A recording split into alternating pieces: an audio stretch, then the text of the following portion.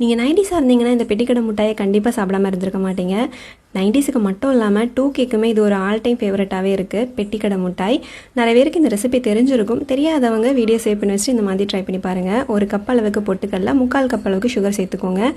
2 ஏலக்காய் சேர்த்து நல்லா நைஸாக இந்த மாதிரி நல்லா பிடிச்சி வச்சுக்கோங்க. ஒரு கடாயில் 2 டேபிள் ஸ்பூன் அளவுக்கு நெய்.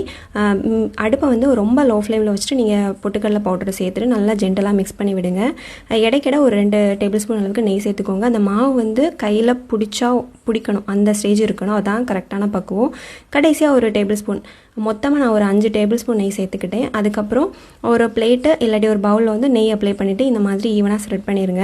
நல்லா இந்த மாதிரி ஸ்ப்ரெட் பண்ணிவிட்டு 1 மணி நேரம் அப்படியே விட்டுருங்க. அதுக்கப்புறம் இந்த மாதிரி கத்தியை வச்சு நீங்கள் பீஸ் போட்டிங்கன்னா ரொம்ப சூப்பராக வரும். குட்டீஸுக்கெலாம் ரொம்ப பிடிக்கும். கண்டிப்பாக இந்த மாதிரி ட்ரை பண்ணி பாருங்கள். ரொம்ப சிம்பிள் ரெசிபி, 2 இன்க்ரீடியன்ட்ஸ் வச்சு சூப்பராக பண்ணிடலாம்.